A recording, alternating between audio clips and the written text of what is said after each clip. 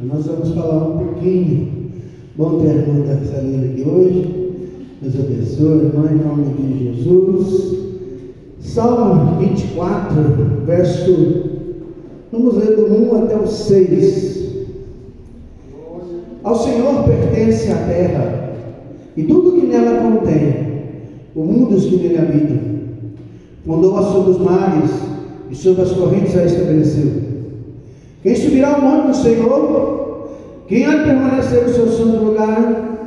O que é limpo de mãos e puro de coração, que não entrega sua alma à falsidade, nem jura dolosamente. Esse obterá do Senhor a bênção, a justiça do Deus da sua salvação.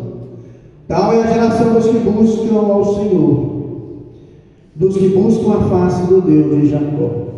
Podemos assentar.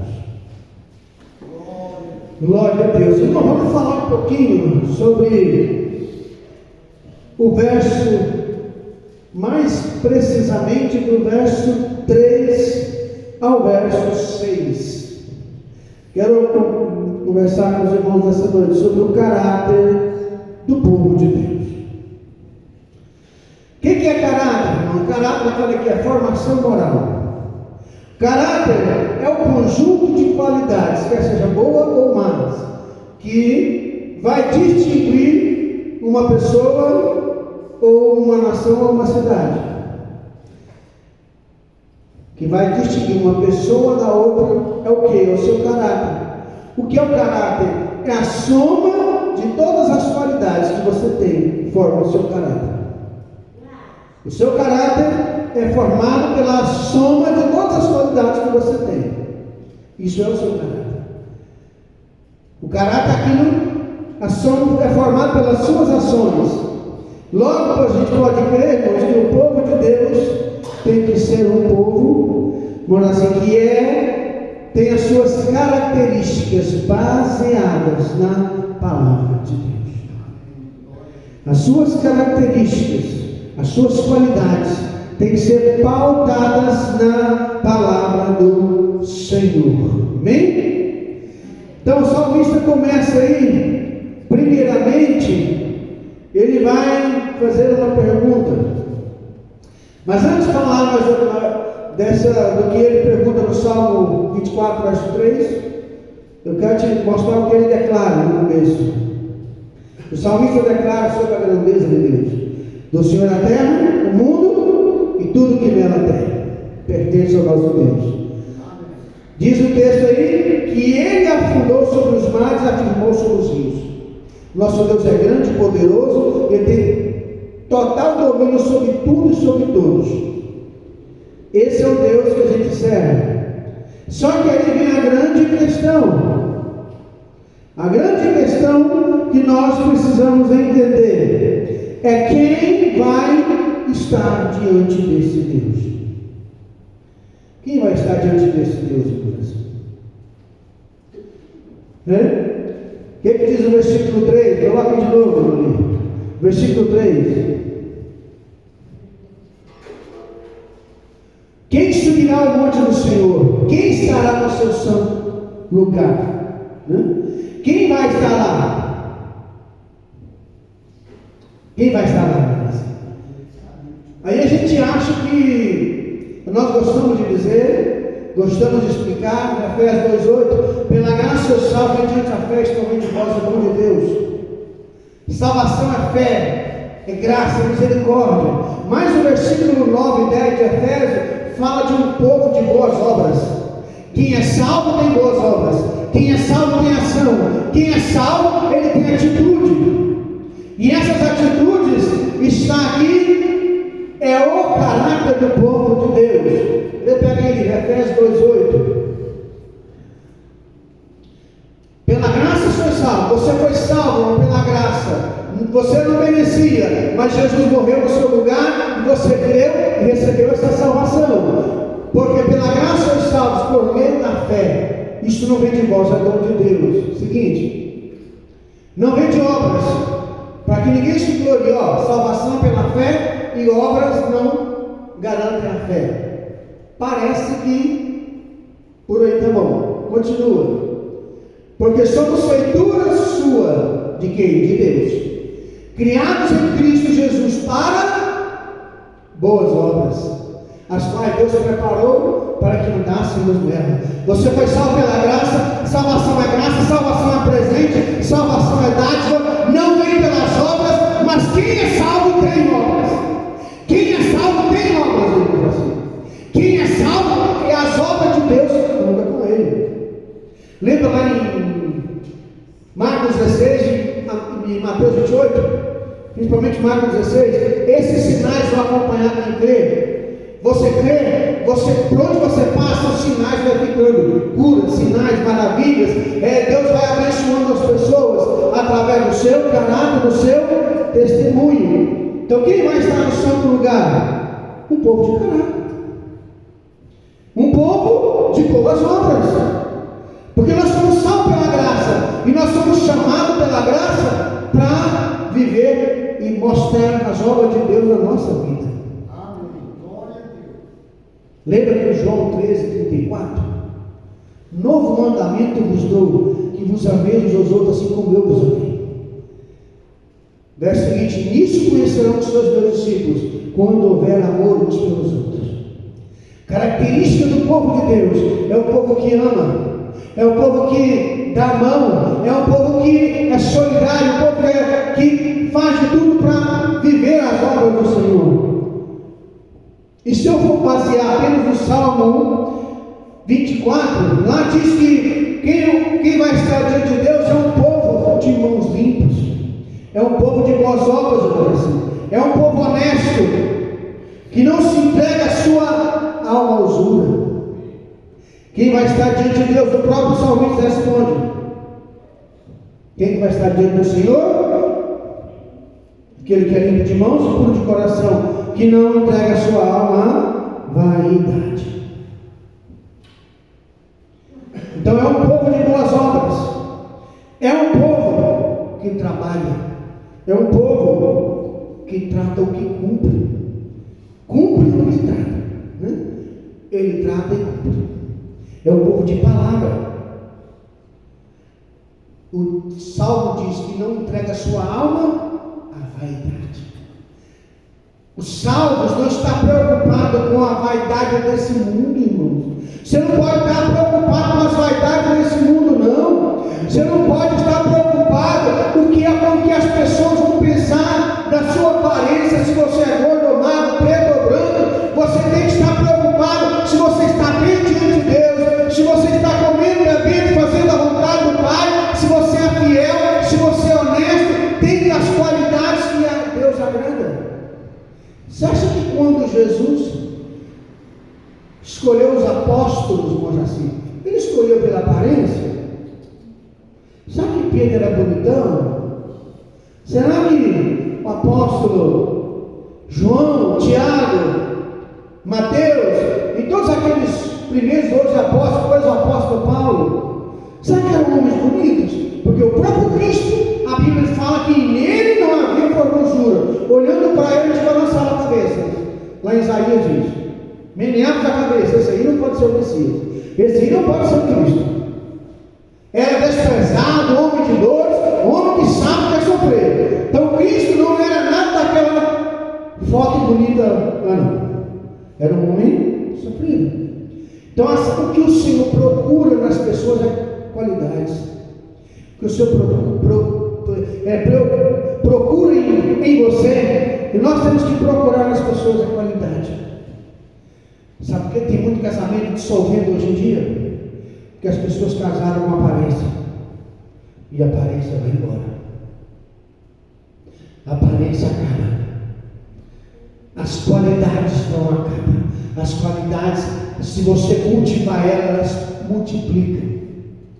A mesma forma que as más qualidades, que os defeitos, se não cuidar, eles multiplicam que nem praga. Então, o Senhor está procurando um povo de coração limpo. Se você faz parte desse povo, maravilha, você vai morar no céu. Ou você vai estar com ele. Olha só, irmãos, um povo, qual o caráter do povo de Deus, daqueles que vão estar com Deus? Versículo 6, Salmo 24, 6. Tal é a geração daqueles que buscam a face do Deus de Jacó.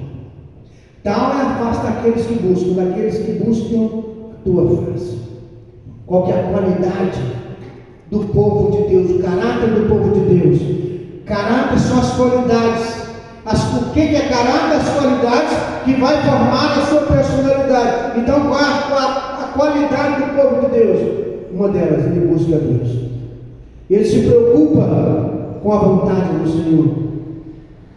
Cada vez mais, irmão, nós ficamos tristes, porque cada vez mais o mundo vai piorando, as coisas vai piorando, cada vez mais o ser humano está de mal a pior. Cada vez nós vemos, até algum tempo atrás, era fácil identificar um desviado, não é? Quem era o desviado? É aquele que não congregava, é aquele que não orava, não frequentava a igreja, não dizimava, não ofertava, ele não participava dos trabalhos da igreja, ele ia na igreja quando estava. Ele trocava a igreja por qualquer coisa, era desviado, né? E hoje? Hoje está bem diferente. Nós temos desviado dentro das igrejas. Não ora, não jejum, não consagra, não dizima, não oferta, não participa do evangelismo, não ajuda na campanha, não faz nada. Tudo que a igreja propõe, ele foge. Ele não é útil em nada. Ele vem à igreja quando sobra tempo. Ele vem à igreja quando sobra tempo. Eu te pergunto, são congregados? É desviado dentro da igreja. Que a qualidade que Deus procura é a fidelidade. Você sabe muito bem o que é quando você ama alguém. Você que é casado, sua esposa, seu filho, tiver com problema, tiver enfermo, você não dorme direito, seu sono é leve, qualquer coisinha você acorda, não é assim? É ou não é? Não é, Gabriel? Porque você está preocupado com a pessoa que você gosta. Estava dando exemplo aqui na terça-feira, ainda perguntei que o Miguel estava com Israel. Um pai se preocupa com o filho. O pai ama o filho incondicionalmente. Quando o filho começa a andar, o pai anda pertinho dele. Vai andando. Quando ele começa a andar de bicicleta, o pai corre atrás da bicicleta para ele não cair. Se cair, ele pega. Não é? Deus é assim, irmãos. Hoje, infelizmente, lá no Salmo 119, versículo 9, lá o salmista, Salmo 119, verso 9, lá o salmista fala com respeito aos jovens.